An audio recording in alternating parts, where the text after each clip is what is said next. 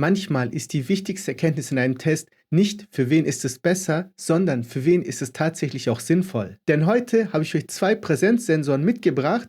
Beide haben überzeugt, aber aus unterschiedlichen Gründen. Hier haben wir den Switchbot Präsenzsensor, technisch eher simpel, Bluetooth only. Man braucht auch ein Switchbot-Hub, aber mit 28 Euro sehr, sehr günstig für einen Präsenzmelder. Und hier haben wir den Präsenzsensor vom Aqara, den FP300.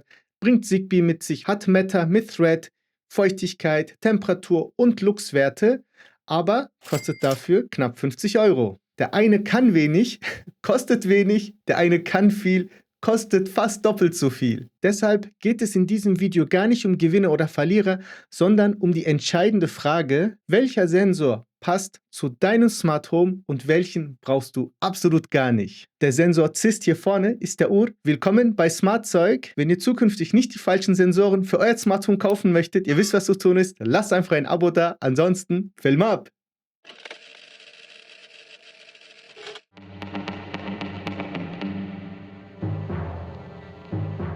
Kommen wir nun zum Unboxing beider Geräte und starten wir hier auf der linken Seite. Wir haben einmal das Hauptgerät selbst und dann haben wir hier die Montageplatte, nenne ich es mal. Und das könnt ihr hier zum Beispiel mit Schraube und Dübel an die Wand befestigen und dann hält das Teil hier magnetisch. Ihr könnt aber auch einfach so ein Klebepad benutzen. Das Gerät braucht zweimal die Batterien CR2450. Diese sind im Lieferumfang enthalten und auch mit so einem Batterieschutz hier versehen. Außerdem bekommen wir eine ganz minimalistische Bedienungsanleitung und Sicherheitshinweise. Wenn wir uns jetzt den Switchbot Presence Sensor anschauen, haben wir auch einmal das Hauptgerät. Dann haben wir auch hier hinten ja diese Montageplatte. Die können wir auch mit Schrauben zum Beispiel so festmachen. Könnt ihr das Ganze hier so reindrehen und dann hält das fest. Ihr könnt aber auch einfach die Klebestreifen benutzen. Ihr bekommt auch zwei Batterien mit im Lieferumfang, was ich persönlich ziemlich cool finde. Dann bekommen wir ganz viel Papierkram, User Manual, Safety Information, Regulatory, bla bla, Limited Warranty und wenn ihr Hilfe braucht, hier so etwas.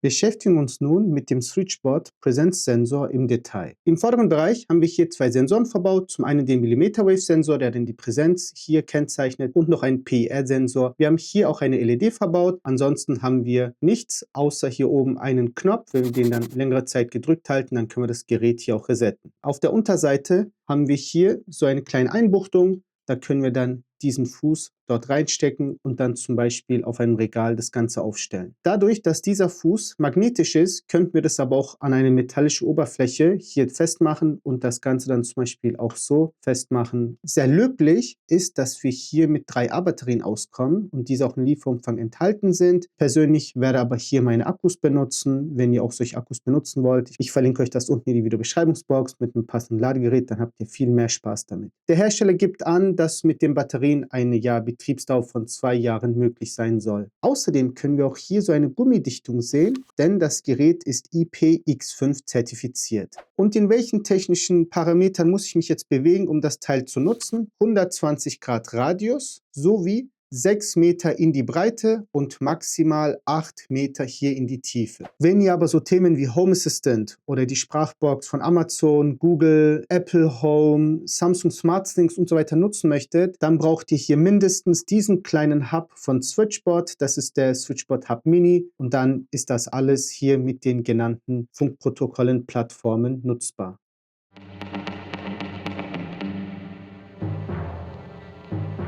Schauen wir uns nun den Aqara FP300 mal im Detail an. Wir haben auch wiederum hier vorne die ganzen Sensoren verbaut, in dem Fall ein Dual PIR sowie ein Millimeter Wave. Aber neben den genannten Sensoren wird das Ganze auch noch flankiert von einem Lux-Sensor, sprich Licht, sowie Temperatur- und Feuchtigkeitssensor. Außerdem haben wir hier oben einen Knopf, welcher auch zur Integration hier genutzt wird, zur Verbindung. Ansonsten finden wir hier nichts, außer einmal hier den Matter-Code. Ich persönlich finde es total uncool, dass solche Batterien hier genutzt werden, denn ich zeige euch mal eins, so sieht derzeit mein Batteriefach bei mir im Büro aus. Einfach ein Sammelsurium von verschiedenen Batterien für verschiedene Geräte. Zur Batterielebensdauer sagt die Aqara, im Zigbee-Betrieb sind hier circa 3 Jahre möglich, aber im Matter-Betrieb werden nur 2 Jahre angegeben. Und was sagt ihr nun zu diesen unterschiedlichen Laufzeiten der Batterie mit dem jeweiligen Funkprotokoll? Schreibt mir das gerne unten in die Kommentare.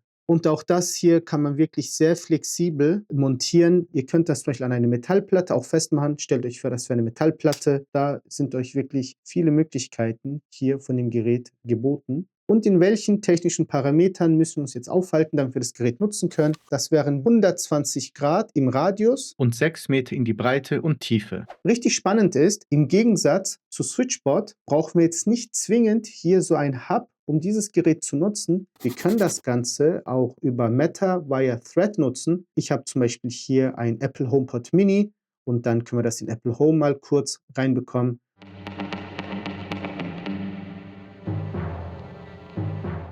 Und natürlich, wenn wir schon mal beide Geräte da haben, dann vergleichen wir das auch äußerlich. Ich habe euch einfach so als Vergleichsgröße zwei unterschiedlich große Batterien hingelegt. Wenn wir das Ganze jetzt mal so aufstellen, in der Tiefe her sind die beiden Geräte relativ ähnlich. Aber was hier die Breite angeht oder die Höhe, da hat hier der Aqara FP300 vor dem Switchboard die Nase vorn. Der hier fällt deutlich weniger auf als der hier. Das muss man auf jeden Fall sagen und anerkennen.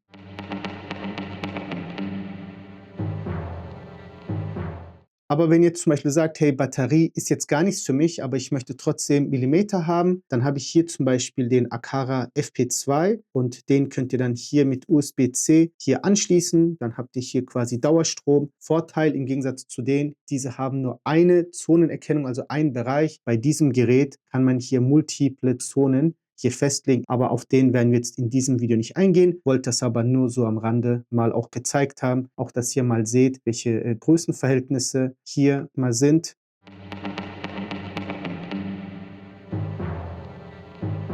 Los geht's mit der Verbindung des Switchboard Presence Sensors. Ich nutze dafür den Switchboard Hub Mini. Also ihr werdet auf jeden Fall sowas brauchen. So als Einzelgerät kann man den nicht hinzufügen. Zumindest noch nicht, vielleicht in Zukunft, man weiß es nicht. Wie ihr sehen könnt, in der Switchboard Tab, das Hub Mini ist bereits bei mir schon drin. Ich gehe jetzt oben rechts auf das Plus und füge einmal das Gerät hinzu. Jetzt halten wir das hier oben für ein paar Sekunden gedrückt. Und da sehen wir auch schon den Anwesenheitssensor. Klicke ich einmal hier drauf. Jetzt bekomme ich hier Hinweise, wie ich das Ganze hinzufügen kann. Das Licht blinkt schon bei mir, also drücke ich auf Gerät verbinden. Das Gerät wurde auch schon entdeckt, wunderbar. Jetzt wird das Gerät hier verbunden. Perfekt. So einfach ging das schon, ein paar Sekunden. Jetzt könnt ihr dem Ganzen noch einen Namen geben. Ich ändere das kurz ab. Wunderbar, dann können wir noch hier einen Raum aussuchen. Ich nehme hier den Testraum. Passt. Weiter. That's it. Jetzt könnt ihr auswählen, ob ihr hier so eine bildliche Anleitung haben möchtet, welche Parameter das Gerät hier unterstützt und auf was hier zu achten ist, welche Bauhöhe hier benutzt werden kann. Das Ganze ist jetzt für mich nicht so relevant, weil es hier im Gäste-WC tatsächlich relativ easy zugeht. Gibt das Ganze auch noch als Videomontage, bekommt dann hier noch ein paar Montageinformationen, wie das Ganze funktioniert, auf was zu achten ist. Und ja, dann war es auch schon. Können wir fertig machen. Den Punkt, den ihr jetzt hier seht, sollte ich eigentlich jetzt im WC machen, weil ich schon im Erfassungseinstellungsmodus bin, quasi im Einrichtungsassistenten. Man wird hier direkt nahtlos rübergeleitet und ich kann schon mal sagen, dass das Gäste-WC hier ja maximal 2 Meter tief ist und kann das Ganze dann speichern. Und jetzt kommt die automatische Justierung. Allerspätestens jetzt sollte ich mich rüber bewegen und das mache ich nun und wir nehmen mal die mobile Kamera mit. Kurzer Szenenwechsel, ich bin jetzt im Gäste-WC, man hört es vielleicht auch schon am Ton. Ich werde jetzt hier den Switchboard Presence Sensor genau dort anbringen und ich habe dazu hier so ein Klebeband genommen und dann sollte das auch schon halten. Aber so dürfte das Ganze ungefähr passen und dann können wir mit der Einrichtung jetzt fortfahren. Dazu muss ich jetzt raus aus dem Raum, weil das Gerät jetzt die möglichen Störquellen in diesem Raum analysiert, wenn zum Beispiel eine Klimaanlage ist, Ventilator, whatever. Und da ist jetzt aber nichts, aber trotzdem muss ich das Ganze hier einmal durchlaufen lassen. Und dauern tut es auch nicht lang, circa 30 Sekunden. Jetzt kommt hier die KI-Automatikanpassung, dauert circa 3 Minuten. Und ich kann jetzt eigentlich hochgehen, denn um diesen Sensor zu verwenden, brauchen wir eine Automatisierung. Und die können wir entweder Switchboard-App bauen oder in Home Assistant, damit hier zum Beispiel das Licht anbleibt, wenn jemand drin ist und ausgeht, wenn die Leute wieder rausgehen.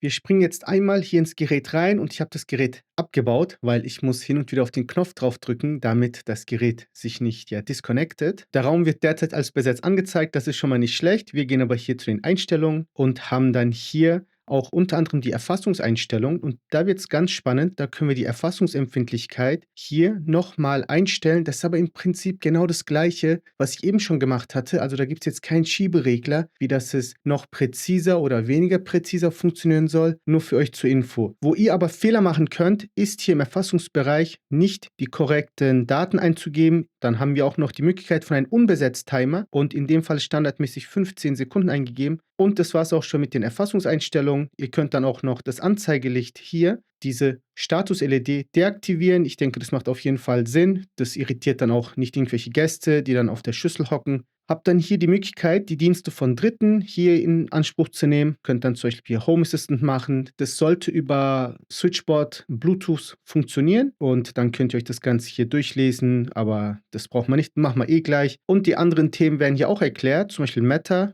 Oder auch nicht. Derzeit bei mir zumindest nicht. Wäre cool gewesen. Aber vielleicht dann später schon, wenn die App hier mal aktualisiert wird und der Fehler behoben wird. Ansonsten könnt ihr hier auf dieser Übersicht nicht großartig viel mehr machen. Ihr könnt jetzt hier bei Automatisierung in der Switchbot-App hier eine Automatisierung machen, könnt dann hier zum Beispiel auch empfohlene Automatisierung direkt hier ausprobieren oder könnt auch hier selber eine Automatisierung erstellen. Aber das ist okay. Das ist jetzt für mich nicht relevant, weil wir machen das Ganze in Home Assistant und dort springen wir jetzt rein.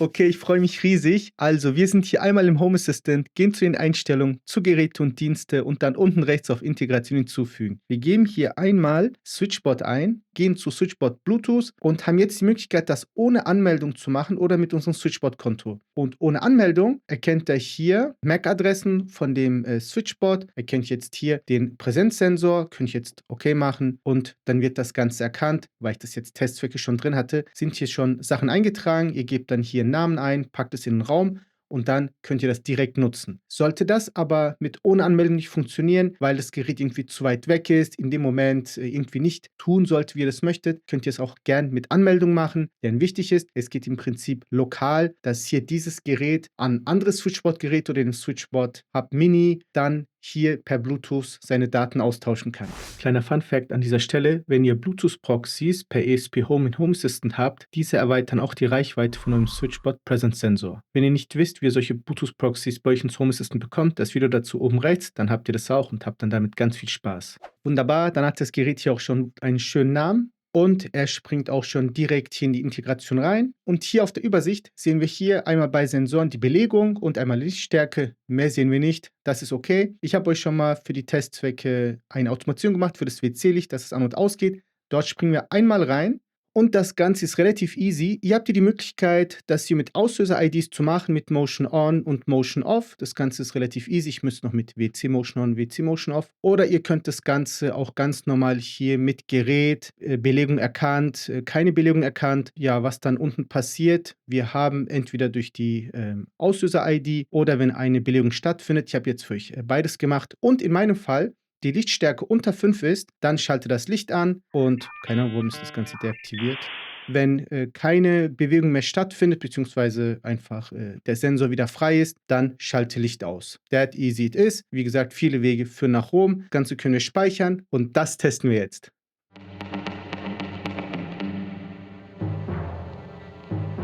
Meine Frau spielt jetzt die Kamerafrau. Ich gehe dort jetzt einmal rein. Wir haben eine Entfernung von circa 3 Meter zum Switchbot Hub Mini und eine 12 Zentimeter Ytongwand. Los geht's.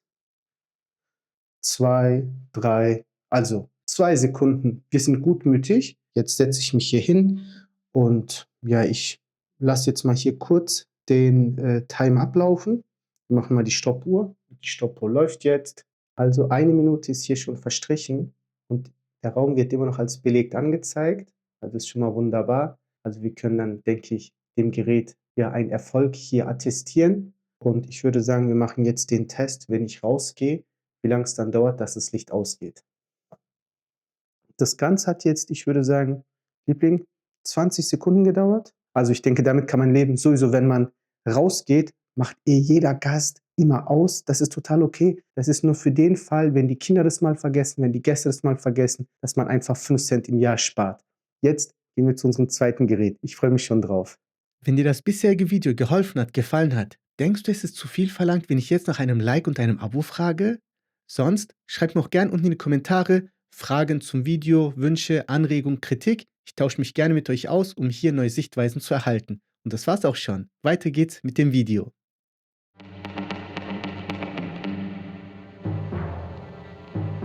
Weiter geht's hier mit dem Aqara FP300 und das Gute an diesem Gerät ist, ich könnte das zum Beispiel jetzt mit einem Apple HomePod Mini machen als Thread Border Router. Ganz wichtiger Hinweis jetzt, um auf Zigbee zu wechseln, braucht ihr hier die Aqara App und dann könnt ihr den FP300 mit der Aqara App verbinden und dort könnt ihr dann den Wechsel anstoßen zwischen Thread und Zigbee. Dann startet das Gerät hier einmal mit einer neuen Firmware neu und dann könnt ihr das über den Pairing-Modus mit jedem Zigbee-Controller hier steuern. In Apple Home drücken wir hier einmal auf das Plus, machen Gerät hinzufügen. Und jetzt müssen wir das Ganze hier einmal abscannen, drücken zu Home hinzufügen. Das hat jetzt automatisch angefangen hier zu blinken. Ich habe jetzt auch nichts gedrückt. Das Ganze direkt konfiguriert wurde und dem Zuhause hinzugefügt wurde. Also das ging jetzt echt super, super schnell. Wahnsinn. Ihr könnt den Namen verändern. Ich brauche das jetzt nicht. Ich mache einmal weiter. Dann haben wir das Ganze in Apple Home. Und wenn ich jetzt hier auf der Übersicht einmal zu Büro gehe, dann kann ich hier die Temperatur sehen, die Feuchtigkeit, dass meine Anwesenheit entdeckt wurde und dass jetzt 164 Lux sind. Und wenn ich jetzt mal hier meine Faust davor halte,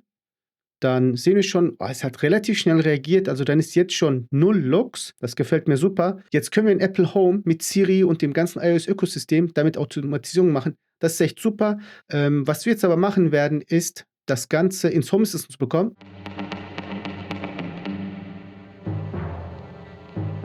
Kurzhinweis an dieser Stelle, um das Gerät in Home Assistant per Meta zu verbinden, braucht ihr natürlich einmal die Meta-Integration, ihr braucht aber auch die Home Assistant Companion App, also die App für euer Smartphone, denn nur so könnt ihr Meta-Geräte hier ins Home Assistant reinbekommen. Von der Web-Oberfläche aus geht das leider derzeit noch nicht. So, in Home Assistant gehe ich jetzt zu Geräte und Dienste, dann zu Integration hinzufügen und einmal ein Meta-Gerät hinzufügen. In dem Fall, ich habe es wieder zurückgesetzt, also kein Stress, es ist neu und wir scannen das Ganze hier einmal ab und drücken dann zu Home Assistant hinzufügen und das Ganze blinkt wieder sofort und auch konfigurieren zeigt dir sofort an, das ist toll, also somit scheint das hier auch zu funktionieren. Jetzt warten wir das Ganze hier einmal ab. A few moments later. Wunderbar, da ist es auch schon. Den Namen können wir noch verändern. Ich lasse das jetzt so, mache ich alles später und drücke einmal auf Weiter. Und bevor wir uns das hier auf dem Mäusekino anschauen, springen wir dort doch einmal rein, hier zu Meta, sehen hier unseren Präsenz Multisensor FP300. Perfekt, mit 14 Entitäten, das ist sehr vielversprechend. Und wenn wir hier einmal reinspringen, sehen wir auch schon, dass er belegt anzeigt. Das ist super. Beleuchtungsstärke, Luftfeuchtigkeit, Temperatur. Wenn wir jetzt weiter runtergehen im Bereich Konfiguration, können wir die Empfindlichkeit hier einstellen, was ich persönlich sehr cool finde. Das kommt mir beim Switchboard Presence nicht. Wir haben hier einmal den Bereich Firmware, womit wir es dann auch aktualisieren können, aus Home Assistant heraus und können die Haltezeit hier nochmal verändern. Und im Bereich Diagnose gibt es nur eine Entität, die hier spannend ist und das ist Batterie. Wunderbar. Und jetzt würde ich sagen, machen wir damit auch mal eine Automatisierung. Einen Augenblick. Much later. Und jetzt Testing Time.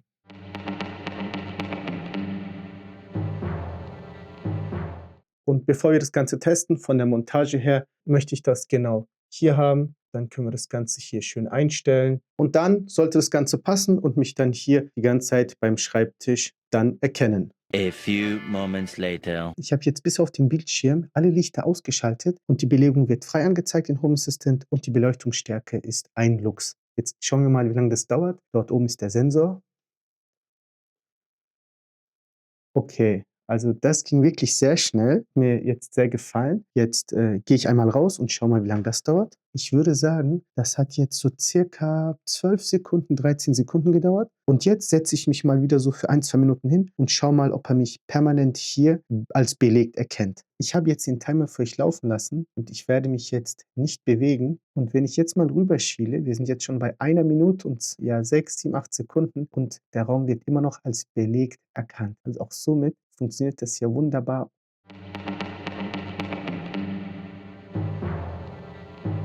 Kommen wir nun zum Fazit und der heiß ersehnten Frage, mit welchen dieser beiden Geräte würde ich mein Smart Home hier komplett zuklatschen? Und fangen wir hier mal mit dem Negativen an. Um dieses Gerät hier in meinem Smart Home zu betreiben, brauche ich diesen Switchboard Hub Mini oder einen anderen Switchboard Hub. Das finde ich persönlich sehr schade. Ich denke, das würde im Jahre 2026 auch einfacher gehen. Vielleicht mit Meta, hat aber leider nicht geklappt. Dieses Gerät mit Meta hat das hier sehr gut geklappt, in diesem Fall via Thread. Und ich muss auch sagen, das war auch sehr schnell und sehr präzise. Und das hat mich wirklich sehr überzeugt. Man zahlt wenig, bekommt wenig, man zahlt viel, bekommt viel. Ich selbst werde wahrscheinlich einen Mix aus beiden machen für Räume, wo ich wirklich viele Auswertungen brauche, wo es mir wichtig ist, dass es sehr, sehr präzise arbeitet und ich auch Temperatur, Feuchtigkeit und Helligkeit brauche für die Automation, werde ich auf dieses Gerät hier setzen.